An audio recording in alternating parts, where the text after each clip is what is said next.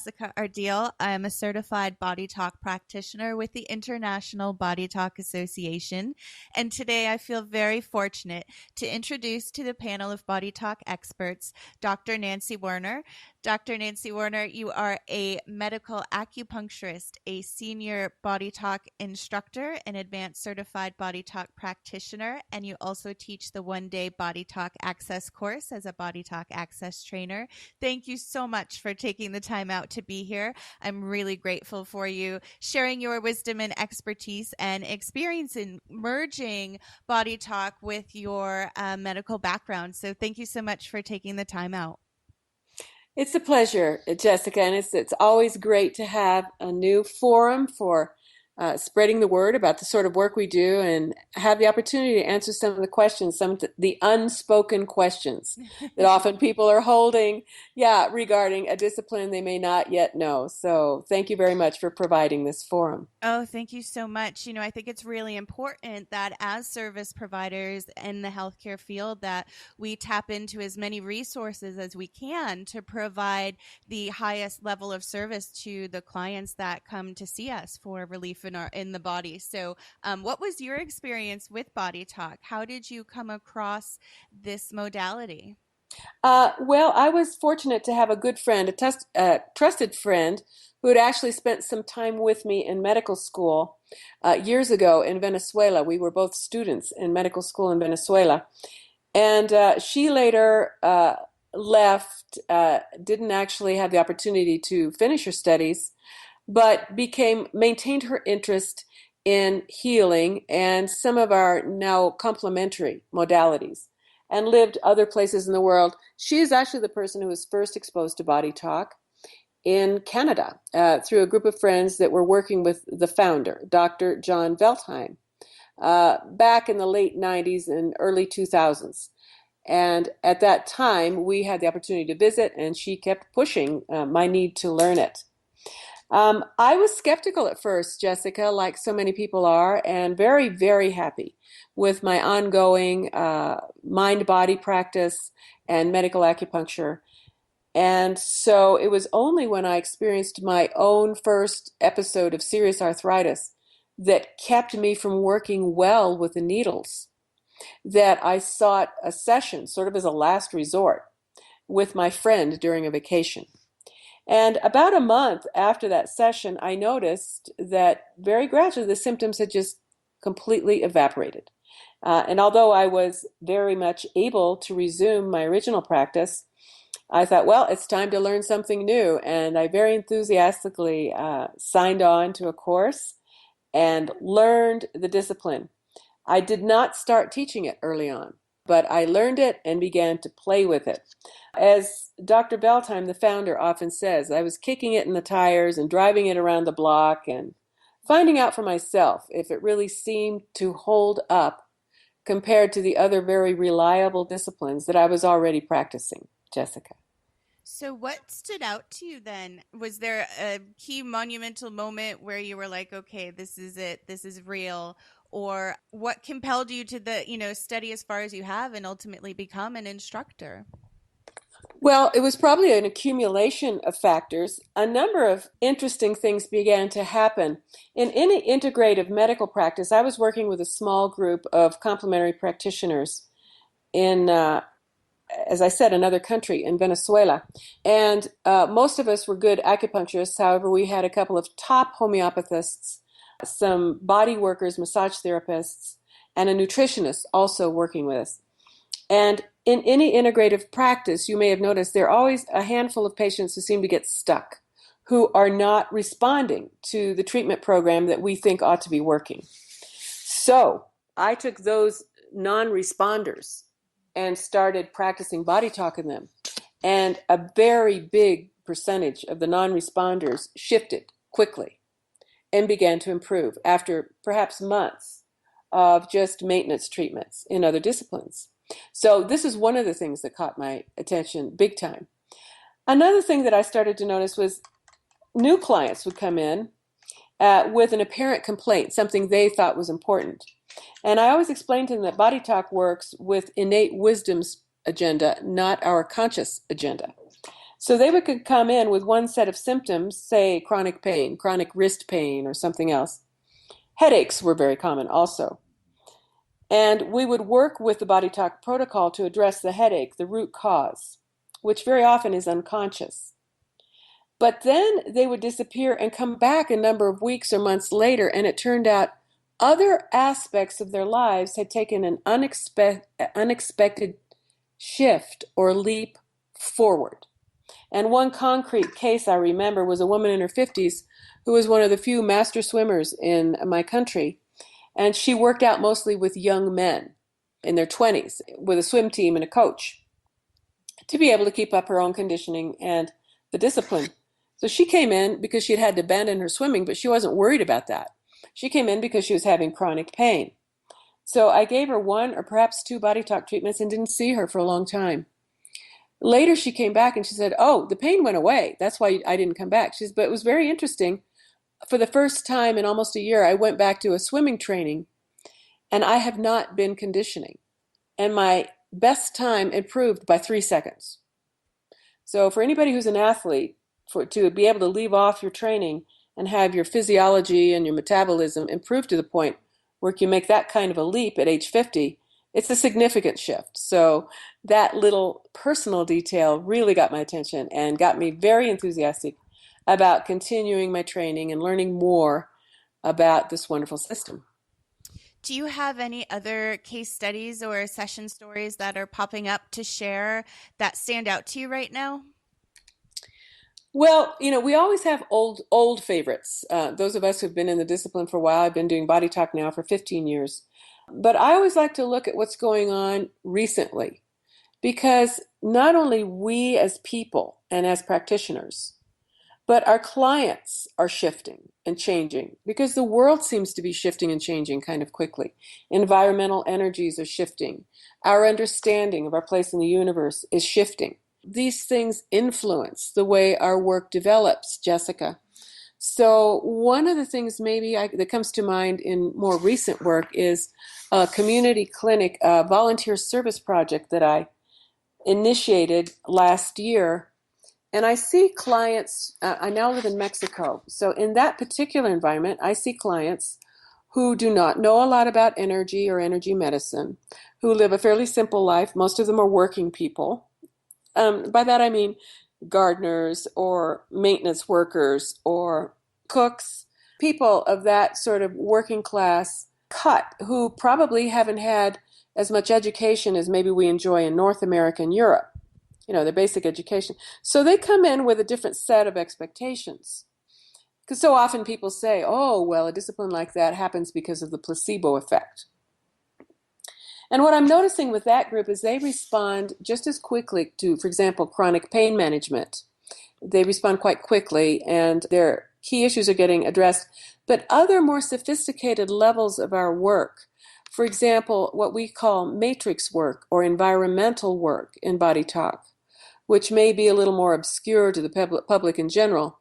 But this is where we actually reach out and try to balance our clients to factors that are not present with us physically in the actual consult or in the actual treatment room. And these particular triggers of health and illness that are not present for us in the treatment room are also responding even with this group of people who has no level of expectation around that. For example, people who come in with chronic pain, the body talk session and the application of the body talk protocol indicates that there is a glitch in the family dynamics. Siblings who are not cooperating, for example, to help their older or aging parents. So we can address something like that in a body talk session. I do it subtly, I don't go into detail. And some of these people are coming back with reports like, oh, my pain is gone, but you know what? My brother called and offered to help out with my parents' care. And this is probably a brother who's been resisting this for 10 years and who got no other incentive, who was not persuaded, who was not told about the session. And so to be able to work on this subtle level of outreach to the immediate work group or the immediate family group or the immediate environment and produce this kind of resonance and reverberation that takes everybody to a better place is very deeply satisfying. And you also do work at a distance, correct? I do. I do distance work. And for example, the work I just mentioned is my favorite kind of distance work because actually have a client in front of me in flesh and blood. And so we are reaching out by distance, say example, to the environmental factors, whether it's the arrangement of their office space or where they're standing in line at the food prep center in the kitchen, or whether it is a distant relative living in another state or country. So that you could say is distant work, but I am using the actual client as a focus and anchor to accomplish very clear results, clear measurable results in that distant work. Now, I do sometimes do distance work for clients, and it's very, very effective. Say somebody will write to me from New Zealand or Singapore and say, "Oh, I've heard your work is good in one area or another, and I need some help right now." I am a little bit picky about who I will work with that way because I think different clients have different capacity to tune in to their practitioner and resonate with the work. So I do that kind of work. The work I choose to do, generally speaking, gets fantastic results. But I don't just take every person who asks me for a session as a sign in for distance treatment. Other people love to work that way, and it's their preferred way of treating and working in body talk system. And I'm curious, Nancy, you mentioned at the beginning of the call, like it was kind of the last resort for you to have the body talk session, right? You had to get to that point. Do you find that any cultural differences between your travels and studying and teaching body talk as far as how people are receiving and open to understanding body talk and how it works? Or do you find that you just have to define it in different ways to different groups because there's no boundaries in body talk. It's just limitless. Yeah, well, we joke, we instructors and even other practitioners like you, Jesse, we joke about our elevator speech because people come up and they ask us about body talk, and I find that we have to be very quick on our feet to respond to a question from different people from different countries. I've had the good fortune to live and travel and work in different places. So I think I'm more agile in that respect than the average person, the average practitioner, in sort of designing a response to a query that fits the need of the person at the moment. And that's one of the things that working with the body talk protocol has helped me to do, to develop a sense, a deep intuitive sense of what the priority is for that person before we're actually into the physical session itself. So, yes, it is very important to talk not just to people from different cultures, but from the different levels of society. The way we talk to a child about it is a little different. And some children are surprisingly sophisticated about what they pick up in energy these days. You may have noticed.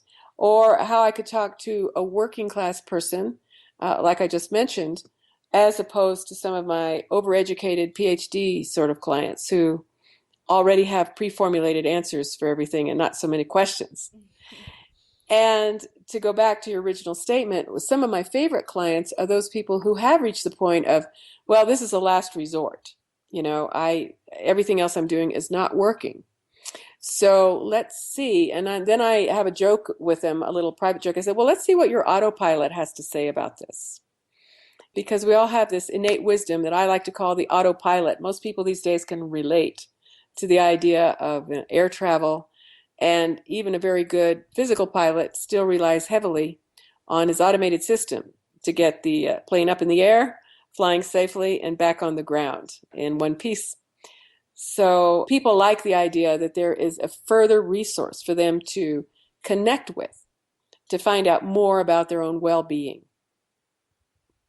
How do you define body talk then? I'd love to hear a couple of those example elevator speeches for people that, just a couple different definitions. Do you equate it to the world of music? Do you approach it from comparing it to sports? Or is it really just I know you said it depends on the individual and the sense you get, but do you have a couple, you know, Well, I live in a family of men. I have a husband and two grown sons, and they have a computer business.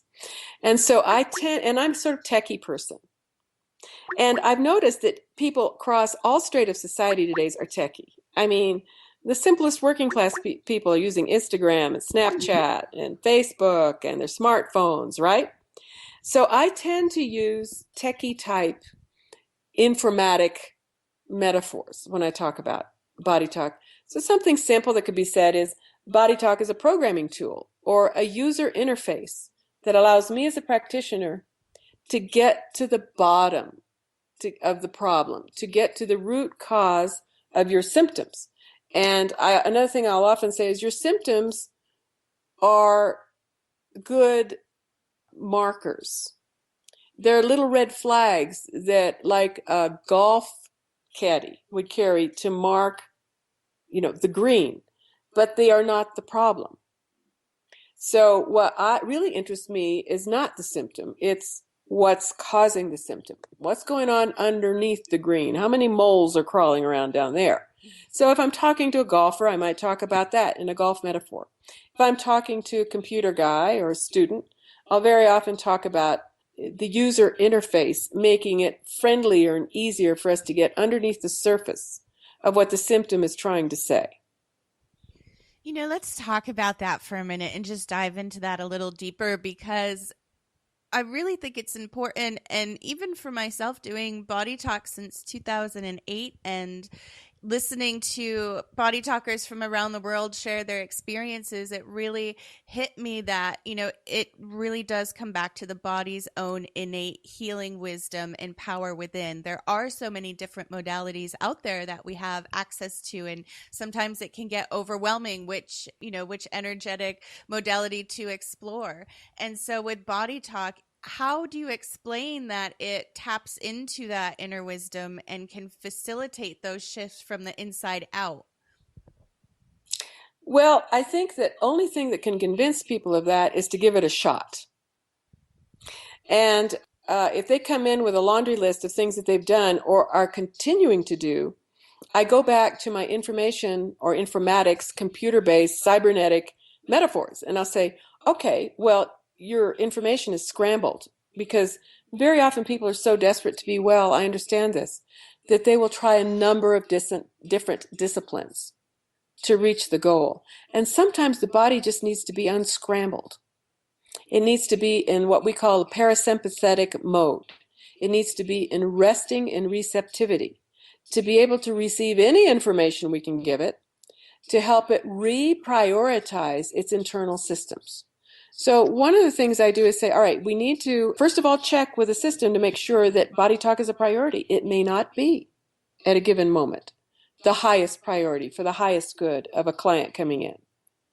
So in that respect, we have to be very non-commercial and impeccable in only taking the client that will benefit from an interaction with us.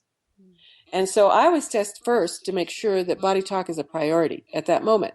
It may be that they need 3 months of massage or a vacation or something else needs to happen in their environment before body talk will be a really useful approach for them.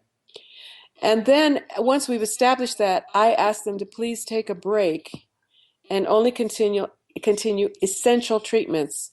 And by that, I mean maybe one other thing during the first month that we're working with body talk. And if they can take a complete break, it's much better for them because it clears the screen.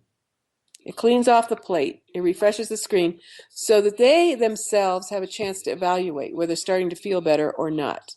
And it's at the end of the day, it's the client's experience that is important, not my idea as a practitioner of what they should be experiencing.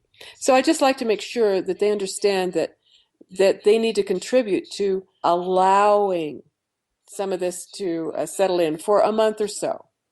If after a month they're not experiencing big benefits, then we use the system itself to priority test for other modalities that may benefit them.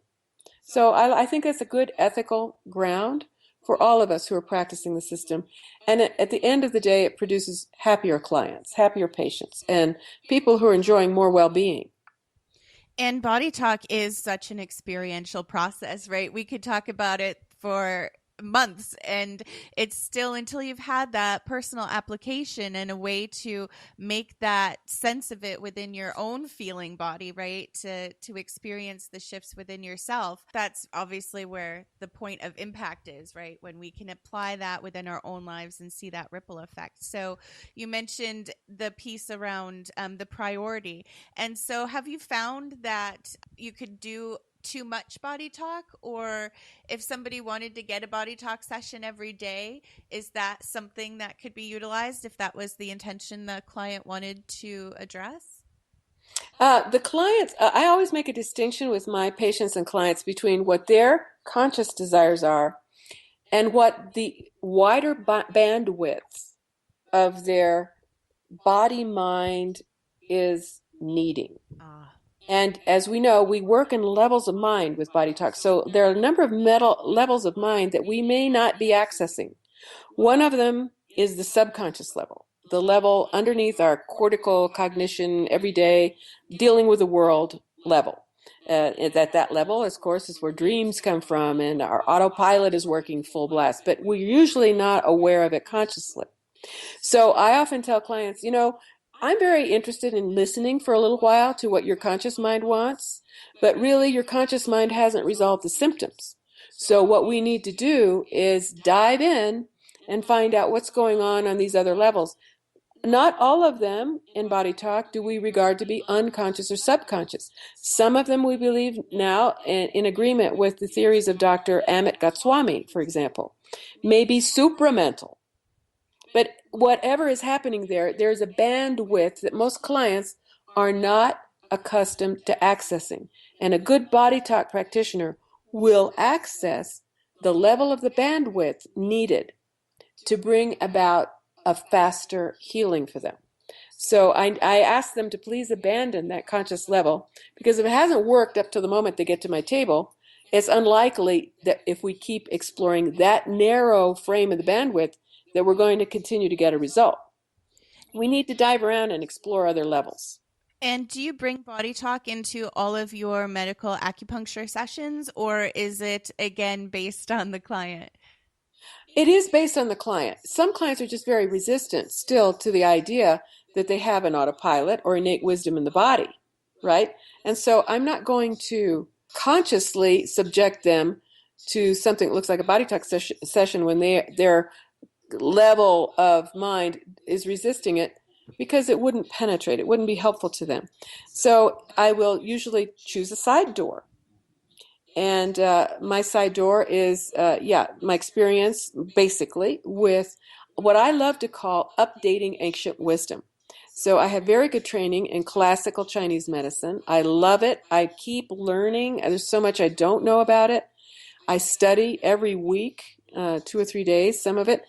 And also, I'm constantly updating my understanding of Western allopathic medicine, which has taken great strides in the last 20 years, particularly in the areas of emergency medicine and dealing with cardiac disease.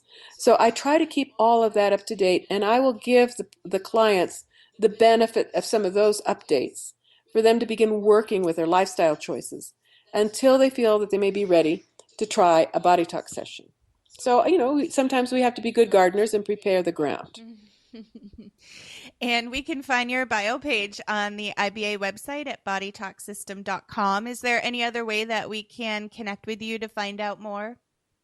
Yes, people who are listening to the interview or are interested can contact me. The best way to contact me, because of my travel and teaching schedule, is to send me a quick email at Body Talk Mexico, because that's where I live.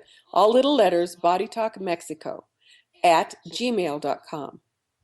And inquiries that look like I can help with, I will be very happy to respond to.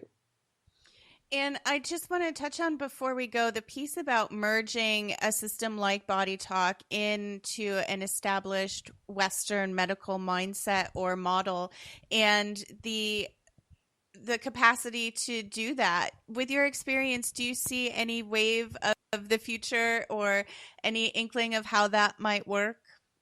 Well, I would love to see as a wave of the future, all of the complementary practitioners that I know who are doing good work, are very enthusiastic about the idea of dovetailing this wonderful work within the more the broadly accepted model of Western medicine, especially those aspects that are working well in Western medicine. Hats off to all the accomplishments of it. And I don't want to get into some of the weaknesses of it, like, for example, over medication, over dependence on medication. But we do think that there is a big place for surely complementary practitioners and very open minded allopathic practitioners who are willing to amp up their results doing this. It doesn't stop just with medicine. Most great scientists and most people making big discoveries in labs these days are very intuitive people. And so to have someone who's using an intuitive protocol to be able to zero in on priority areas of investigation or possible solutions to some lab problems is another area where systemic thinking and thinking like this, what we use in applying the body talk protocol, all have they show great promise for the very near future.